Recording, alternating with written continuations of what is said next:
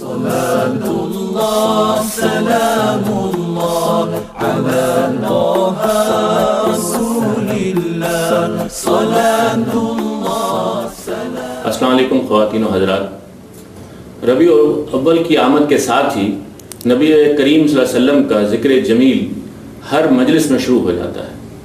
آج اس خصوصی نشست میں ہم نے یہ پروگرام ترتیب دیا ہے جس میں 2 اصحاب علم ہمارے ساتھ نبی کریم کے پیغام سیرت کے بارے میں گفتگو کریں گے. میرے ساتھ بیٹھے ہیں محترم جاوید احمد صاحب غامدی، ممتاز مصنف اور محقق، تفسیر اور شریعت اسلامی آپ کا خاص موضوع ہیں اور ٹی وی کے ناظرین آپ سے بخوبی واقف ہیں. ان کے ساتھ تشریف فرما ہیں محترم ڈاکٹر پروفیسر ظہور احمد اظہر صاحب. عربی تدریس و تعلم میں آپ کا بڑا مقام ہے، عربی شعبے کے سربراہ رہے ہیں اور ایک طویل عرصے تک عربی کی تعلیم کے علاوہ دین سے بھی آپ کا شغف علمی اور تعلیمی لحاظ سے رہا ہے. آپ دونوں حضرات کا میں شکریہ ادا کرتا ہوں. جاوید صاحب، میں آپ سے یہ پوچھنا چاہتا ہوں کہ قرآن مجید اس وقت اس زمین پر اللہ کی طرف سے سب سے مستند کلام ہے جس سے ہم نبی کریم صلی اللہ علیہ وسلم کی ذات کے بارے میں، ان کے پیغام کے بارے میں کچھ جان سکتے ہیں. تو آپ بتائیے کہ قرآن کی بنیاد پر رسول اللہ کی سیرت کا کیا تصور بنتا ہے؟ میرے نزدیک رسالت میں آپ صلی اللہ علیہ وسلم کی سیرت کا جو انسانیت کے نام پیغام ہے وہ 3 نکات میں ہم بیان کر سکتے ہیں. پہلی چیز وحدت الہ ہے. قرآن مجید نے بھی اسی کی تعلیم دی. پورے قرآن کو آپ پڑھ جائیے تو یہ معلوم ہوتا ہے کہ وہ رسالت میں آپ صلی اللہ علیہ وسلم کو یہی پیغام پہنچانے کے لیے کہہ رہا ہے کہ اس کائنات کا ایک خالق ہے، ایک ہی کائنات کا مالک ہے، ساری کائنات کو اسی کے سامنے ایک دن حاضر ہونا ہے. وہ روز جزا کا بھی مالک ہے اور اس کائنات میں جو کچھ ہو رہا ہے سب اس کی مٹھی میں ہے. کوئی نہیں ہے کہ جو اس سے سرکشی کر سکے. دنیا میں ہر انسان کو اسی کے سامنے جھکنا ہے، اپنی آرزویں اسی کے سامنے پیش کرنی ہے، اسی سے دعائیں کرنی ہیں، جو کچھ پانا ہے اسی سے پانا ہے. تو یہ چیز صرف قرآن مجید نے الفاظی میں بیان نہیں کی ہے. رسالت میں آپ صلی اللہ علیہ وسلم نے محض لفظوں ہی میں اس کو لوگوں کے سامنے نہیں رکھا بلکہ آپ کی پوری سیرت اس کا نمونہ تھی. اگر آپ پوری زندگی رسالت میں آپ صلی اللہ علیہ وسلم کی دیکھیں تو یہ معلوم ہوتا ہے کہ خدا پر اعتماد، خدا پر توکل، خدا پر بھروسہ، اپنے تمام معاملات کو خدا کے سپرد کر دینا، خدا ہی کا مقصود بن جانا، یہ آپ کے ایک ایک عمل سے نمایاں ہوا. اور نہ صرف یہ کہ آپ کے اعمال سے نمایاں ہوا بلکہ جن لوگوں کی آپ نے تربیت کی ان کے اعمال سے بھی نمایاں ہوا. ہمارے پاس آپ کی سیرت کا بہترین بیان خود قرآن ہے. قرآن مجید کے بعد صحیح احادیث ہیں، پھر تاریخ کی حقیقتیں ہیں. اس لیے کہ آپ کی شخصیت کوئی ایسی شخصیت نہیں ہے کہ جو تاریخ کے پردوں میں گم ہو. آپ کی زندگی کا ایک ایک لمحہ ہمارے پاس محفوظ ہے. اس ساری تاریخ کا مطالعہ کرنے سے ہم یہ بالکل قطعیت کے ساتھ کہہ سکتے ہیں کہ اس چیز کو آپ کی پیغام میں، آپ کی سیرت میں بنیادی اہمیت حاصل. دوسری چیز وحدت آدم ہے. یعنی رسالت میں آپ صلی اللہ علیہ وسلم نے لوگوں کو یہ بتایا کہ تمام انسان آدم و حوا کی اولاد ہے. کسی کو رنگ، نسل، زبان کی بنیاد پر کوئی برتری حاصل نہیں ہے. آپ کو معلوم ہے کہ حجۃ الوداع کے موقع پر بھی رسول اللہ صلی اللہ علیہ وسلم نے جو سب سے بڑا اعلان کیا وہ یہی تھا کہ تم سب آدم کی اولاد ہو اور آدم مٹی سے تھے. کلکم من آدم و آدم من تراب. اور لوگوں کو آپ نے یہ بتایا کہ آج کے دن میں یہ اعلان کر رہا ہوں کہ کسی عربی کو اجمی پر، کسی اجمی کو عربی پر، کسی کالے کو گورے پر، کسی گورے کو کالے پر کوئی فضیلت حاصل نہیں ہے. یہ بھی محض الفاظ نہیں تھے جو ایک مفکر کی زبان سے یا ایک حکیم کی زبان سے مثال کے طور پر نکلے. یہ در حقیقت آپ کی پوری زندگی تھی. یعنی آپ نے عربوں کے ہاں جو نخوت اور تکبر کے اسباب تھے ان کو ایک ایک کر کے دور کیا اور تمام انسانوں کو ایک جگہ پر کھڑا کر دیا. آپ کے ساتھیوں میں ابو بکر صدیق بھی تھے، عمر بن الخطاب بھی تھے، صہیب رومی بھی تھے، سلمان فارسی بھی تھے، بلال حبشی بھی تھے. ان سب کو آپ نے ایک مقام پر کھڑا کیا اور یہ بتایا کہ انسانیت کس طرح انسانیت کے لیے شرف کا باعث بنتی ہے. اور یہ اصول بتایا کہ ان اکرمکم عند اللہ اتقاکم. یعنی تمہارے نزدیک سب سے زیادہ جو متقی اور پرہیزگار ہے وہی اللہ کے نزدیک سب سے زیادہ معزز ہے. بہت خوب. ڈاکٹر صاحب، جیسے کہ جاوید صاحب نے فرمایا کہ اصل میں پیغمبر صلی اللہ علیہ وسلم کی پوری اگر ہم زندگی اور پھر ان کے پیغام کا جائزہ لیں تو یہ معلوم ہوتا ہے کہ وہ کوئی خاص مسلمانوں کے پیغمبر نہیں تھے. یہ معلوم ہوتا ہے کہ وہ ایک آفاقی پیغام لے کر کے آئے تھے پروردگار کی طرف سے اور اسی سلسلے کے وہ آخری پیغمبر تھے جو اللہ تعالیٰ کی طرف سے انسانوں کی رہنمائی کے لیے ہماری جانب بھیجے گئے. اصل میں اللہ تعالیٰ نے جب انبیاء کی ارواح سے یہ عہد لیا تھا کہ اگر تمہیں نبوت اور رسالت عطا ہو اور تمہارے پاس اس کے باوجود کہ تم اپنے منصب پر فائز ہو، اگر وہ نبی جو تمہاری تصدیق کے لیے آنا ہے وہ آ جائے تو تم نے سب اپنے کام چھوڑ کر کے اپنی نبوت اور رسالت کو ایک طرف تؤمنون بہ ولا تنصرونہ کہ تم نے ان پر ایمان لانا ہے، ان کی مدد کرنی ہے. اس کے بعد پھر یہ ہے کہ جب اختتام آتا ہے، تکمیل ہوتی ہے نبوت کی، تو اس میں بھی نبی پاک صلی اللہ علیہ وسلم جو ہیں انہوں نے انسانیت کو وہی پیغام دیا کہ جو اللہ تعالیٰ نے ازل میں انبیاء کرام کے سپرد کیا تھا کہ سب سے پہلے انبیاء سابقین کی نبوتوں کی تصدیق. تو اس لحاظ سے میں یہ سمجھتا ہوں کہ رسول پاک صلی اللہ علیہ وسلم تمام انسانیت ہی کے لیے نہیں بلکہ انبیاء کے بھی انبیاء ہیں، خطیب الانبیاء ہیں، رسول الرسل ہیں، تمام کے لیے جو ہے وہ مبعوث کیے گئے ہیں. غامدی صاحب نے توحید اور وحدت نسل انسانی اور اخلاق کی بات فرمائی، بہت مناسب ہے. اس میں اگر یہ بھی شامل کر دیا جائے کہ اسلام کی جو تعلیم ہے جس کو نبی صلی اللہ علیہ وسلم لے کر کے آئے ہیں، اس کا ایک اہم نقطہ جو آج کی انسانیت کے لیے خصوصیت کے ساتھ قابل غور ہے وہ ہے وحدت ادیان. یعنی قرآن کریم نے بڑی وضاحت کے ساتھ اور کھلے لفظوں میں یہ کہا ہے کہ تمام جو ادیان ہیں سماویہ جو اللہ تعالیٰ نے انبیاء کرام کے توسط سے انسانیت کو دی ہیں، سب کا پیغام ایک ہی تھا. تو اس لحاظ سے انبیاء جو ہیں اور ان کی تعلیمات اور پھر جتنے بھی مذاہب ہیں ان میں جھگڑا یا لڑائی جو ہے اس بات پر آ کر کے ختم ہو جاتی ہے کہ سب کا بھیجنے والا اللہ ہے اور پیغام بھی ایک ہے کہ صرف ایک رب کی عبادت کرنی ہے اور سب کے سب انسان ایک ہیں. لیکن اس میں ایک جو اہم پیغام جو سیرت دیتی ہے نبی پاک صلی اللہ علیہ وسلم کی آج کے انسان کے لیے، تو دیکھنا میں یہ ہے کہ آج کا انسان جو ہے کس مشکل میں مبتلا ہے، کون سی اس کی جو ہے ایسی ضرورت ہے فوری. تو اگر آپ میرے ساتھ شاید اتفاق فرمائیں گے کہ آج کے انسان کو سب سے زیادہ جس چیز کی ضرورت ہے وہ عدل اور انصاف ہے. عدل اور انصاف کے لیے انسانیت بلکہ تمام کائنات جو ہے وہ ترس رہی ہے، اس واسطے کہ عدل سے ہی اعتدال ہے اور توازن ہے. اعتدال کا لفظ بھی عدل سے نکلا ہے. تو یہ جو کائنات ہے یہ بھی گویا کہ عدل پر اور اعتدال پر قائم ہے. اس میں ذرا سا خلل جو ہے اس میں قیامت لا سکتا ہے. اور یہ جو ہم خلل ڈال رہے ہیں انسانوں کے ساتھ عدل اور انصاف نہ کر کے، یہ پتہ نہیں کتنے خلل ڈال رہی ہے. اور اگر یہ جمع ہو گئے تو آج کی انسانیت جو ستائی ہوئی ہے اس کی ایک آہ جو ہے وہ اکٹھی اگر ہو گئی تو وہ اس دنیا کو بھسم کر سکتی ہے. جاوید صاحب، ڈاکٹر صاحب نے وحدت ادیان کی بات کی. اس کے تناظر میں یعنی یہ بعض اوقات خیال ہوتا ہے کہ سبھی دین سچے ہیں، تو پھر آخر اسلام کی ہم دعوت کیوں دیتے ہیں؟ یعنی میں آپ سے جاننا یہ چاہتا ہوں کہ ایک تو یہ تصور ہے نا کہ اللہ تعالیٰ نے اپنے رسولوں کے ذریعے سے ایک ہی پیغام دے کے بھیجا، جس میں جب خلل واقع ہوا تو اس نبی نے آنے کے بعد اس کی تجدید کر دی. اور اصل میں اس پیغام اور شریعت اور جو تمدن کے لحاظ سے کچھ تبدیلی کے بعد اصل جو بنیادیں تھیں دین کی اور الہامی جو پیغام تھا وہ اصل میں ایک ہی تھا. جو لوگوں میں فرق واقع ہوا بعد میں جا کر کے وہ ان کے اپنے پیدا کیے ہوئے فرق تھا. میں اس پر آپ کی رائے جاننا چاہتا ہوں.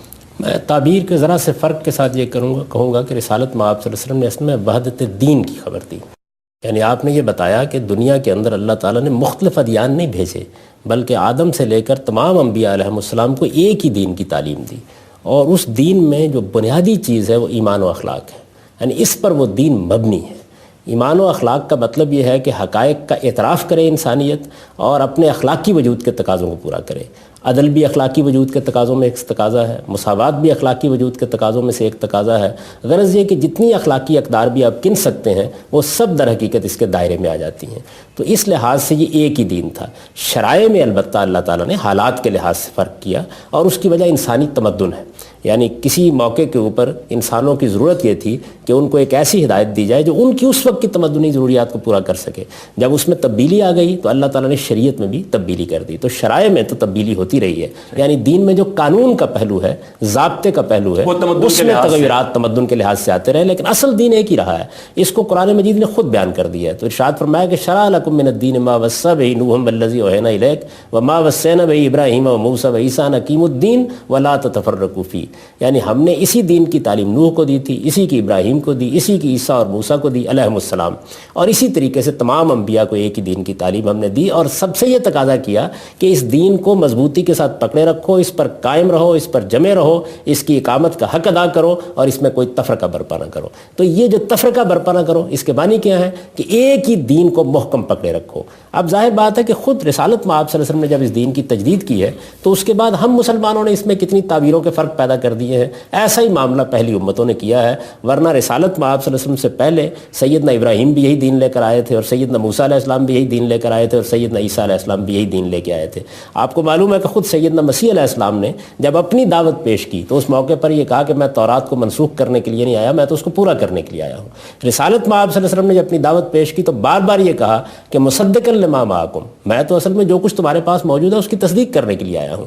چنانچہ جب دین کے بنیادی مقدمات مقدمات کے بارے میں قرآن میں گفتگو ہوئی تو اس میں بھی آپ دیکھیے کہ تمام امتوں کا نام لے کر یہ کہا گیا کہ خواہ مسلمان ہوں یا یہودی ہوں یا نصرانی ہوں یا صابی ہوں، ان سب کی نجات اس پر نہیں ہے کہ کون کس گروہ سے متعلق ہے۔ گروہ بندیوں کی بنیاد پر اللہ کے یہاں فیصلہ نہیں ہوگا، بلکہ دین کی اس محکم بنیاد پر فیصلہ ہوگا جس کے بنیادی نکات تین ہی ہیں: اللہ پر ایمان، قیامت کے دن پر ایمان، اور عمل صالح کی بنیاد پر جواب دہی کا احساس۔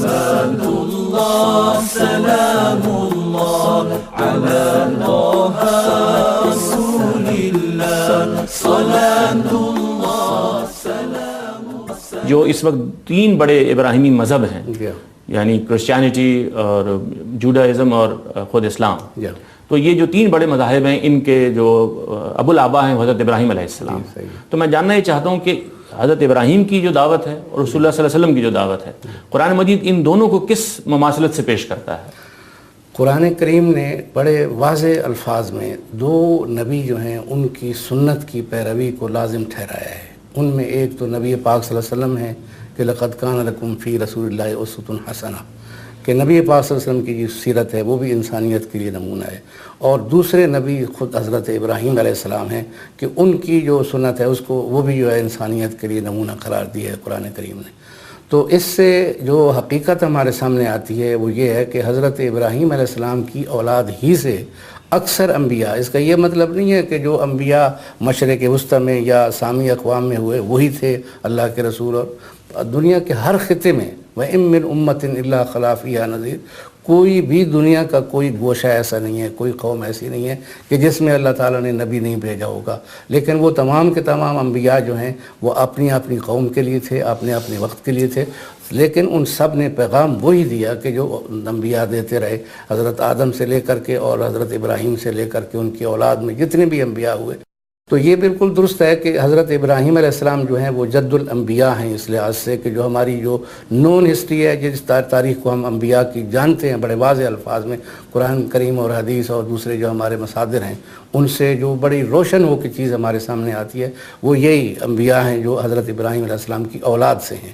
تو حضرت ابراہیم علیہ السلام کے جو پیروکار ہیں یا ان کی اولاد سے انبیاء ہیں، ان سب نے جو ہے اپنے اپنے وقت میں وہی توحید کہ جس کے لیے حضرت ابراہیم علیہ السلام تشریف لائے تھے، اور حقیقت یہ ہے کہ ان کو بلا تردد اور بلا شک میں یہ کہوں گا کہ جو لقب دیا گیا ہے موحد اعظم کا، کہ وہ یا موحد اول کا، کہ انہوں نے صحیح جو تصور ہے توحید کا کہ انسان کچھ بھی نہیں ہے، بے بس ہے۔ وہ نمرود کہتا تھا کہ میں خدا ہوں، زندہ کرتا ہوں، مارتا ہوں، تو حضرت ابراہیم نے اس کو ایسا لاجواب کیا کہ ان اللہ یأتی بالشمس من المشرق فأت بہا من المغرب، کہ تو اتنا اگر بنتا ہے تو پھر یہ کر کے دکھا دے کہ سورج جو ہے مشرق سے طلوع ہوتا ہے تو مغرب سے طلوع کر۔ تو حقیقت میں انسان کو بے بسی جو ہے اس کی اپنی اللہ کے سامنے جو ہے اس کا احساس دلانے والے حضرت ابراہیم علیہ السلام ہیں۔ تو اس کے بعد جتنے بھی انبیاء ہیں وہ سارے کے سارے سنت ابراہیمی یا وہی دین توحید جو ہے اس کو آگے بڑھاتے رہے ہیں، اور اس لحاظ سے ان دینوں میں یا ان مذاہب کو، ان کو مذاہب کہنا بھی میرا خیال ہے یہ ایک اصطلاح کے طور پر تو درست ہے، مذاہب اور ادیان کا، حقیقت میں وہی ایک ہی دین ہے کہ جو اللہ تعالیٰ کا دین ہے۔ اللہ کے نزدیک جو ہے دین القیم یعنی سیدھا سادہ دین، اس میں کسی قسم کا کوئی ایچ پیچ ہیر پھیر نہیں ہے۔ تو اس واسطے نبی پاک صلی اللہ علیہ وسلم نے یہ فرمایا کہ میں تو اس لیے آیا ہوں ملت ابیکم ابراہیم، کہ تمہارے جو تھے اس مذہب کے یا تمہارے مسلک کے یا تمہاری شریعت کے اصل محرک یا اول جو تھے وہ ابراہیم علیہ السلام تھے۔ اور شاہ ولی اللہ دہلوی رحمۃ اللہ علیہ نے بڑا خوب ایک جملہ لکھا ہے کہ یک از مقاصد اسلام احیاء سنت ابراہیمی است، کہ اسلام کے مقاصد میں سے ایک اہم مقصد یہ ہے کہ سیدنا ابراہیم علیہ السلام کی جو شریعت اور سنت ہے، جس طریقے سے انہوں نے انسانیت کو توحید سکھلائی، اس کو زندہ کرنا اسلام کے مقاصد میں۔ بہت خوب ڈاکٹر صاحب۔ جائے صاحب، آپ نے اپنی گفتگو میں یہ فرمایا کہ یہ جو دین ہے اصل میں اخلاق کی تعلیم دیتا ہے سب سے زیادہ، اور جو اس میں عبادات کا پہلو ہے یا اعتقادات کا پہلو ہے، جو چیز انسان کو آخرت میں کامیابی کا اصل میں ضامن بناتی ہے وہ اس کی اخلاق ہے۔ اور نبی کریم صلی اللہ علیہ وسلم اصل میں اخلاق کا وہ آخری نمونہ یا ایک مکمل نمونہ تھے جو اصل میں ہمارے لیے اسوہ حسنہ قرار دیا گیا۔ تو اس پہلو سے اگر ہم دیکھیں تو ایک جانب تو دین کا یہ پیغام ہے، نبی کریم کی یہ سیرت ہے۔ میں آپ سے جاننا ہی چاہتا ہوں کہ یہ جو آج مسلمانوں کا اور اسلام کا تصور غیر مسلموں میں رائج ہے اور خود مسلمانوں کا جو حال ہے، اس کو آپ کیسے ایکسپلین کریں گے؟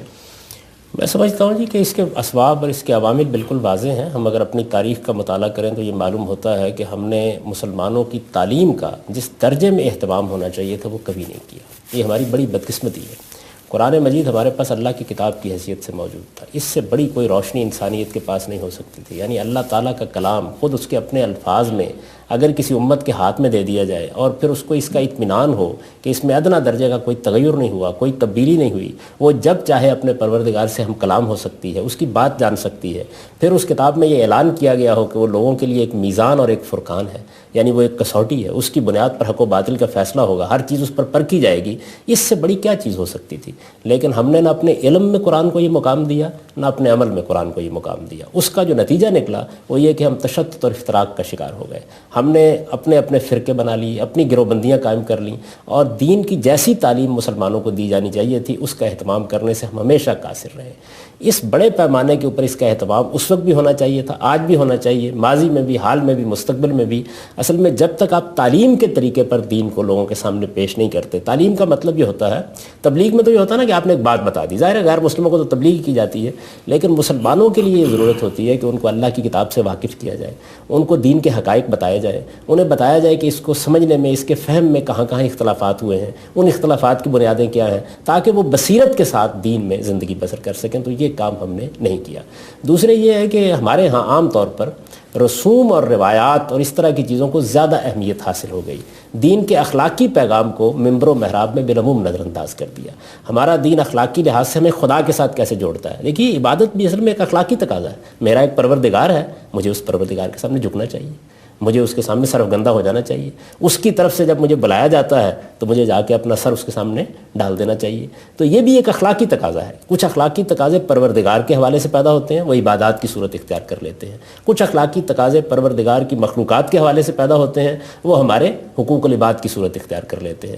ان کی تعلیم جس درجے میں دینی چاہیے تھی, یعنی یہ اسلام ہمارے اندر کیا روشنی پیدا کرتا ہے, اور پھر اس روشنی کا عکس ہمارے مالی معاملات پر کیسا پڑنا چاہیے, معاشی تعبیروں پر کیسا پڑنا چاہیے, ہمارے کاروبار پر کیسا پڑھنا چاہیے, ہمیں جھوٹ نہیں بولنا, بددیانتی نہیں کرنی, دھوکہ نہیں دینا, کسی کا مال نہیں کھانا, کوئی چیز ہضم نہیں کر لینی. یہ ساری جتنی چیزیں تھیں اس کو اصل میں زیادہ موضوع بننا چاہیے تھا, تاکہ مسلمانوں کو یہ احساس ہوتا کہ ایسا نہیں ہے کہ وہ اللہ تعالیٰ کے سامنے اگر 2 سجدے کر لیتے ہیں تو یہ اللہ پر کوئی احسان کرتے ہیں, یہ اس کا حق ہے, وہ ہمیں ادا کرنا ہے. سب سے بڑی چیز جو ہمیں کرنی ہے وہ اخلاقی پاکیزگی ہے. یہ پاکیزگی کن کن دائروں میں درکار ہے؟ رسالت مآب صلی اللہ علیہ وسلم نے ہمیں اس کی تعلیم دی, بہت شان کے ساتھ تعلیم دی. اس تمہارے جسم کو پاک صاف ہونا چاہیے. آپ دیکھیے اس کے لیے کتنی ہدایات ہیں ہمارے دین میں. تمہارے خور و نوش کو پاک صاف ہونا چاہیے, اس کے لیے ہدایات دی گئیں, اور یہ کہا گیا کہ طیبات تمہارے اندر جانے چاہیے, خبائث نہیں جانے چاہیے. اور پھر اخلاقی پاکیزگی کی تعلیم دی گئی.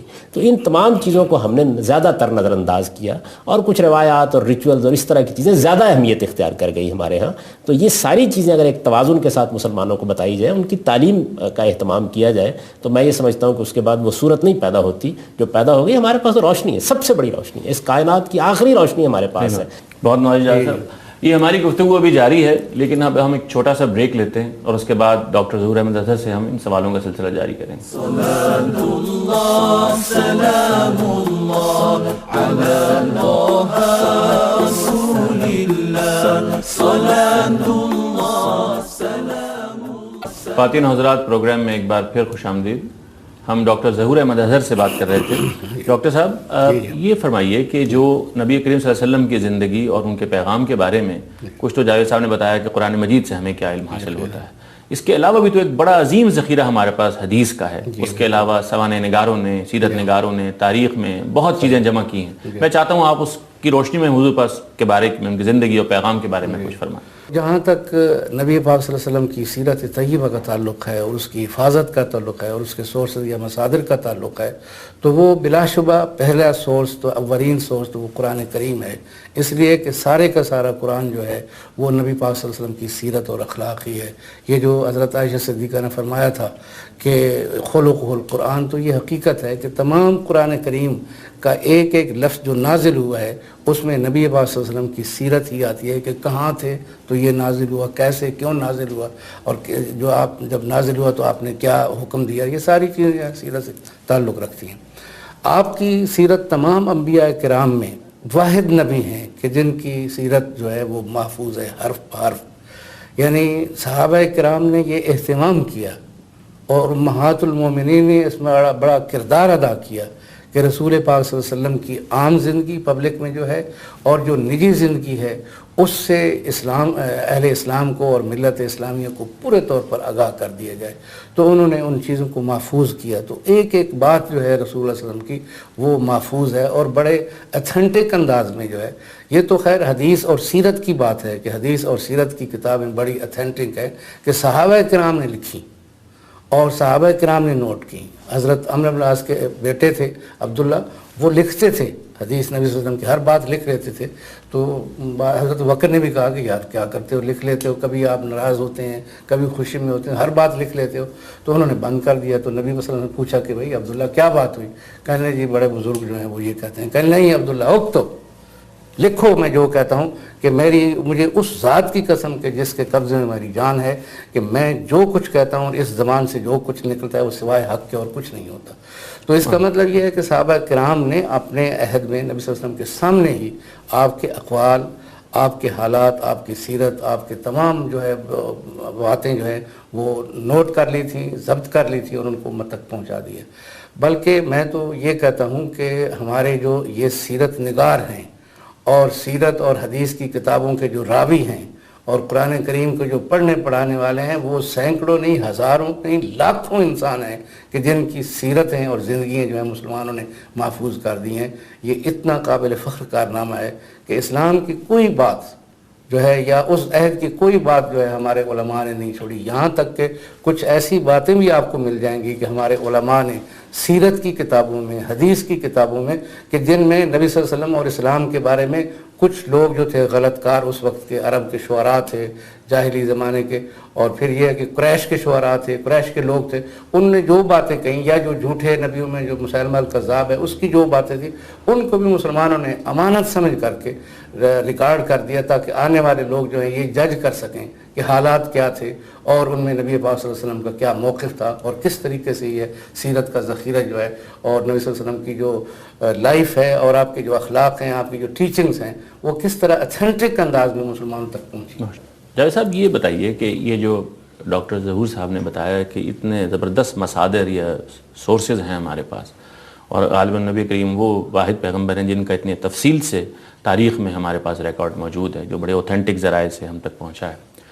اس میں اگر ہم آپ سے کہیں کہ کچھ چیدہ وہ ہمیں حضور کے کردار کے بارے میں باتیں بتائیں آپ جو ہمارے عام ناظرین کے لیے رہنمائی کا باعث ہو سکیں کہ جو وہ اپنی زندگی میں اختیار کریں تو اس کے بعد وہ آخرت کے لیے اپنے آپ کو بہتر تیار کر سکیں.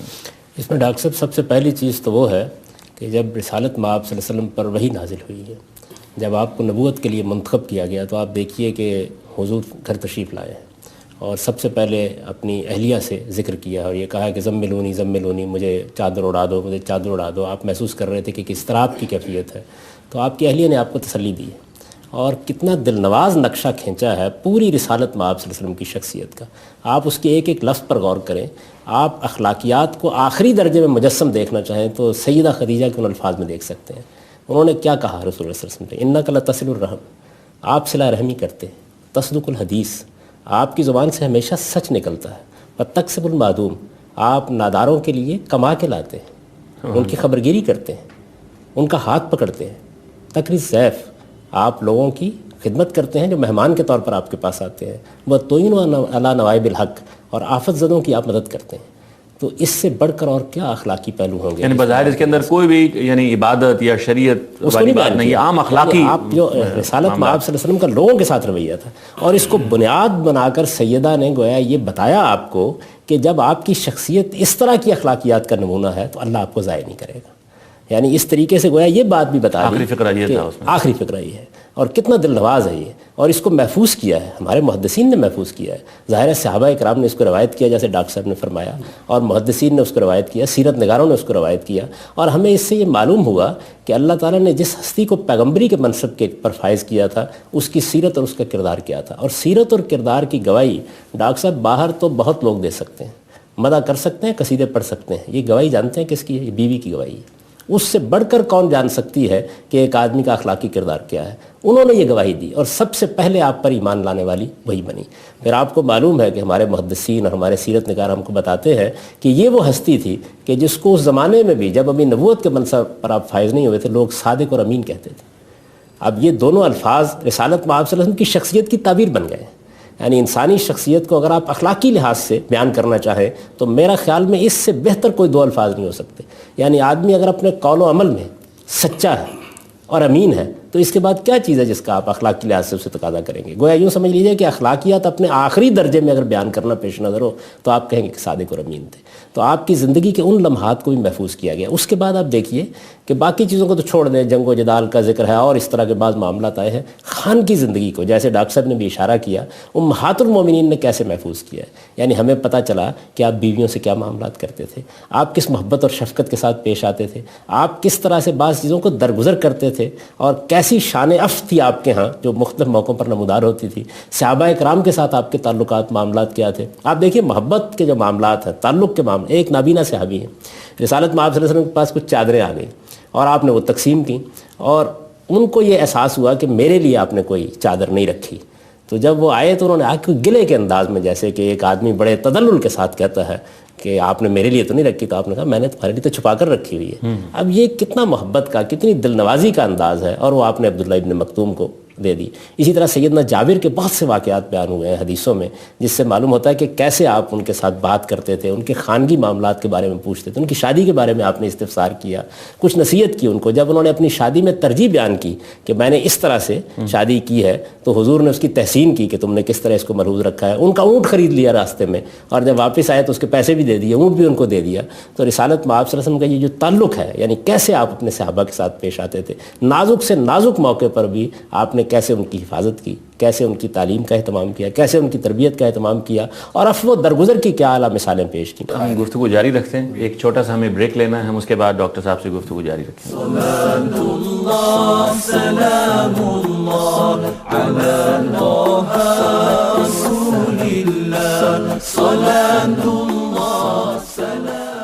خواتین و حضرات، سیرت کا پیغام، اس حوالے سے ہماری گفتگو جاری ہے۔ ڈاکٹر صاحب ہم جائزہ لیتے ہیں کہ حضور کی زندگی میں بڑی مخالفت کا سامنا بھی رہا، آپ کے مخالفین نے ہر طرح کے حربے استعمال کیے۔ اس پہلو سے اگر ہم دیکھیں تو آج کے دور میں نبی کریم کے کچھ خاکے بنا دیے گئے، اس پر مسلمانوں کے اندر ایک رد عمل کی لہر اٹھی اور اس نے سارے مسلمانوں کو غم، غصہ اور اس کے بعد ایک خاص قسم کے تشدد میں مبتلا کر دیا۔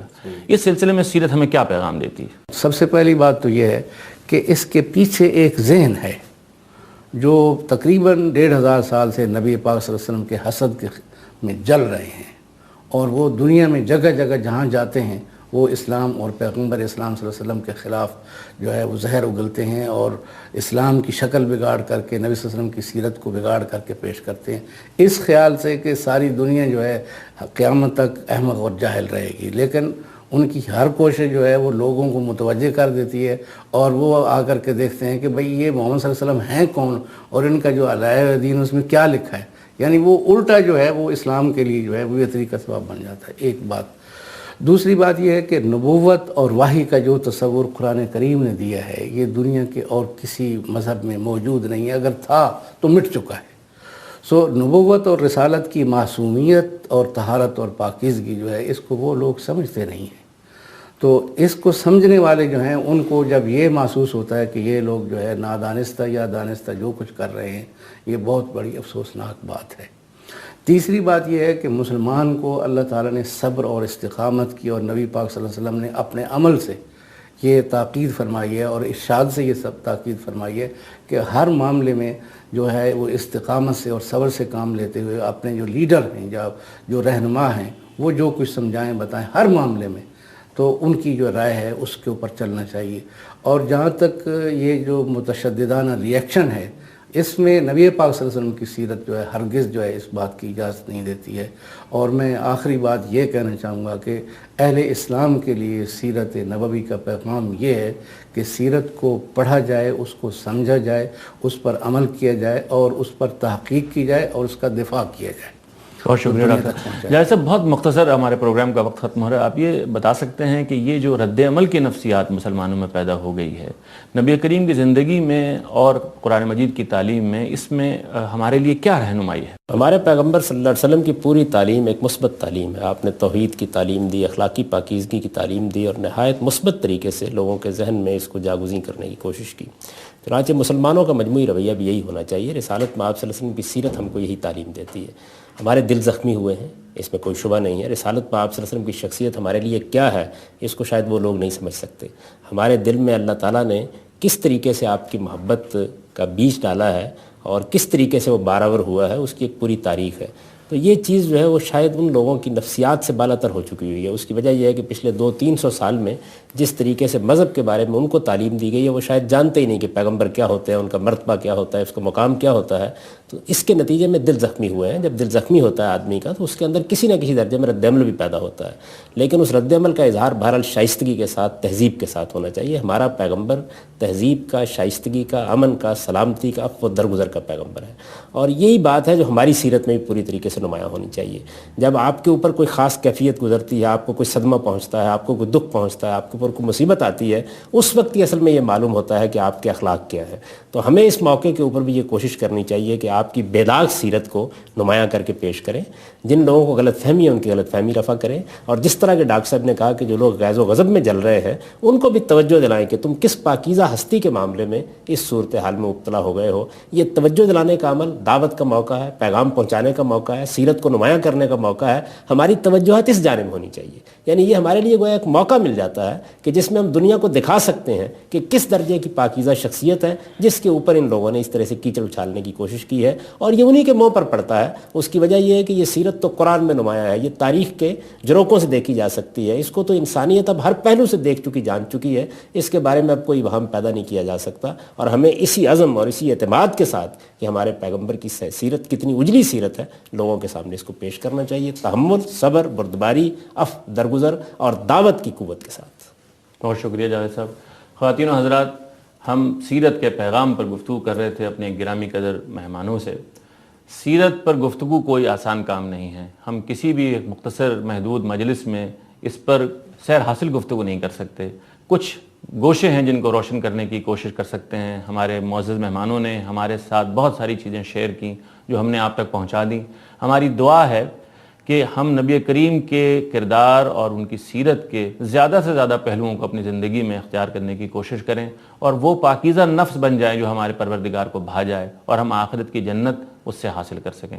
انہی الفاظ کے ساتھ میں اپنے مہمانوں ڈاکٹر ظہور احمد در صاحب کا اور جاوید احمد غامدی صاحب کا شکریہ ادا کرتا ہوں. خواتین و حضرات، خدا حافظ. صلاة اللہ سلام اللہ علی طه رسول اللہ. صلاة اللہ سلام اللہ علی یاسین حبیب